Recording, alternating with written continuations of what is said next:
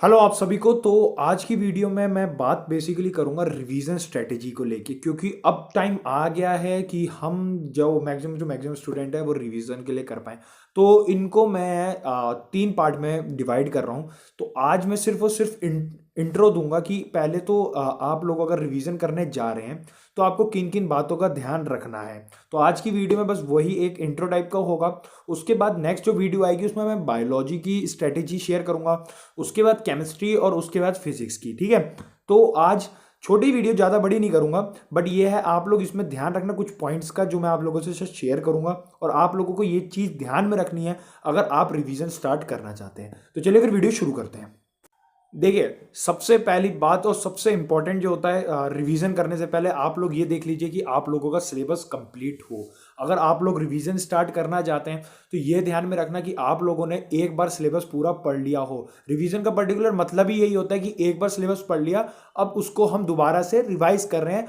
और रिवीजन का मतलब ये होता है वो लास्ट बार है। मैक्सिमम स्टूडेंट्स क्या करते हैं ना, वो ये सोचते हैं कि यार अभी फर्स्ट रिवीजन, फिर सेकंड रिवीजन करेंगे, और फिर कोई कोई होता है तो थर्ड रिवीजन के लिए। ऐसा नहीं होता है। एक बार, अब लास्ट बार अपना सिलेबस आपको रिवाइज करना है, क्योंकि अब आगे चल के आपको सिर्फ क्वेश्चंस पे भी ध्यान देना है। क्योंकि अगर आप क्वेश्चंस पे कंसंट्रेट नहीं करेंगे, ट्रिकी क्वेश्चन सॉर्ट आउट नहीं करेंगे, तो फिर दिक्कत में आ जाएंगे। तो ये आपका जितना भी सिलेबस आपने अभी तक पढ़ा है, आप ये देख लीजिए आपने वो सॉलिड हो गया हो। और अब जो चीज़ आपकी चीज़ें आप भूल चुके हैं उसको दोबारा से लास्ट बार पढ़ने का ये मौका होता है, जिसे हम रिवीजन कहते हैं। और इसको हमें सॉलिड तरीके से करना होता है। ठीक है। और दूसरी बात, जिन लोगों का सिलेबस अभी कंप्लीट नहीं हुआ है वो पहले अपना सिलेबस पे कंसंट्रेट दें, और जब तक सिलेबस पूरा नहीं होता ये रिवीजन करने की सोचे मत। क्योंकि क्या होता है, हम लोग क्या करते हैं, टॉपिक छोड़ देते हैं और सोचते हैं यार अब रिवीजन कर, क्योंकि हम देखते हैं हमारे इन्वायरमेंट जो आस पड़ोस का होता है ना वो ऐसे ही बन जाता है। मेरे को खुद पता है कि ऐसे ही होता है। एक ने स्टार्ट कर दिया, दूसरे ने स्टार्ट कर दिया, तीसरे ने कर दिया, तो हम सोचते हैं यार सबने स्टार्ट कर दिया, मुझे भी रिवीजन करना चाहिए। और हम क्या करते हैं, अपना जो अभी सिलेबस होता है उसको छोड़ देते हैं और पिछला पढ़ना शुरू कर देते हैं, और ये सोचते हैं कि यार वहां से स्टार्ट करते हैं, स्टार्टिंग से स्टार्ट करेंगे रिवीजन। एक टैग तो आप लोग ले जाएंगे कि हाँ रिवीजन आप लोग कर रहे हैं, बट आप बहुत नुकसान में चले जाएंगे अगर आप इस चीज का ध्यान नहीं रखेंगे कि आपका सिलेबस जो पिछला है और जो बचा हुआ है वो पूरा नहीं कर रहे हैं और रिवीजन पे कंसंट्रेट करने लग गए। तो पहले अपना सिलेबस पूरा करें, अपने सिलेबस को अच्छी तरह से एक बार पढ़ें, फिर उसके बाद अपना रिवीजन करें। और अब बात उन बच्चों की करेंगे जिन्होंने अभी तक बिल्कुल नहीं पढ़ा था और अब वो सिलेबस पूरा कर रहे हैं। तो देखिए आप ये तो मान के चलिए कि रिवीजन आप लोगों के लिए, अब क्या रिवीजन, देखिए पूरे साल भर जिसने पढ़ाई नहीं करी लेकिन अब आप चाहते हैं कि अच्छा थोड़ा स्कोर ले आए, तो देखिए रिवीजन कुछ नहीं, आप बस अपने सिलेबस कंप्लीट करने में और तरीके से करें। और दूसरी बात, देखिए रिवीजन जब करने बैठे ना तो ये सोच लिया कि मैक्सिमम टू मैक्सिमम आपको क्वेश्चन भी लेने हैं, और अपना जो प्रीवियस बेस के उससे आपको वो क्वेश्चन भी सॉर्ट आउट करने हैं, ताकि आप एक बेस बनाते चलें अपना, और अपने जो एमसीक्यूज हैं करने की, ट्रिकनेस सॉर्ट आउट करने की, वो चीज़ भी सुधार करते रहें। और देखिए दूसरी बात जो सबसे इंपॉर्टेंट आती है रिवीजन के लिए, एक परफेक्ट टाइम टेबल आप लोग बनाएं। ठीक है।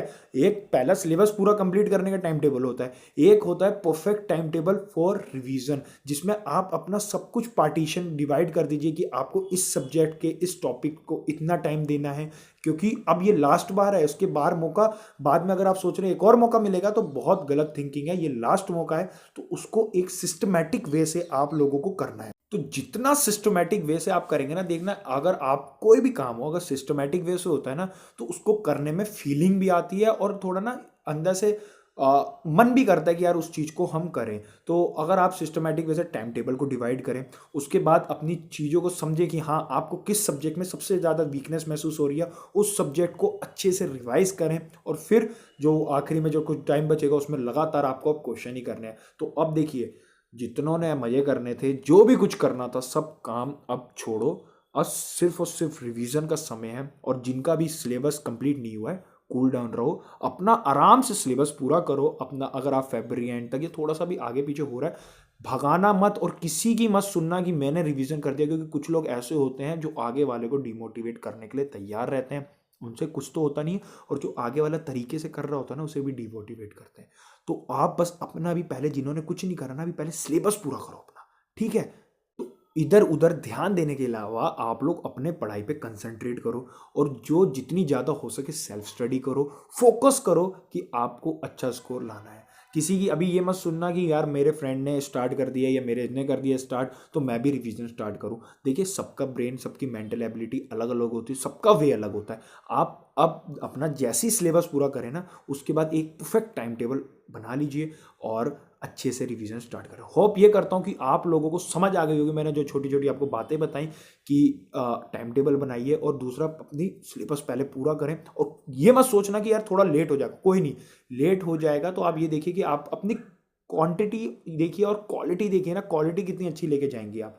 ये मत देखिए कि कितना टाइम लग रहा है, क्या लग रहा है, बट ये है कि हाँ सही एक सीमा भी होनी चाहिए, तो वो बांध लीजिए और आगे अपना सिलेबस करके रिवीजन शुरू कर दीजिए। ठीक है, आप बस अपना कंसंट्रेट आप सिर्फ और सिर्फ पढ़ाई पे लगो और किसी की मत सुनना। बहुत लोग दिमाग खराब करने आएंगे कि मैंने रिवीजन कर लिया, मेरा इतना कंप्लीट हो गया रिवीजन, मैंने ऐसा कर दिया, मैंने वैसा कर दिया।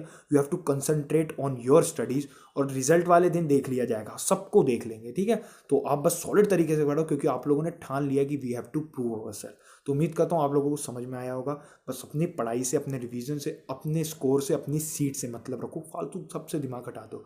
तो लाइक शेयर सब्सक्राइब कर देना और पार्ट 2 अब जल्द मैं कल या परसों तक मैं अपलोड कर दूंगा, जिसमें मैं बायोलॉजी की कुछ स्ट्रेटेजी शेयर करूंगा, फिर उसके बाद chemistry and then physics. Hope यही है कि आप लोग अच्छा करेंगे और जितना हो सके शेयर करना। और भाई यही है कि पॉजिटिविटी अपने अंदर बनाए रखें और मेरा भी मोटो यही रहता है कि मैं जितनी पॉजिटिविटी आप लोगों को दे सकूं उतनी मैं देने की कोशिश करता हूं, क्योंकि थोड़ा सा मेंटली अगर अपलिफ्टमेंट मिल जाता है तो काफ़ी हेल्पफुल रहता है। तो अपनी प्रिपरेशन के लिए आपको ऑल द बेस्ट और सॉलिड तरीके से पढ़ना है। ठीक है।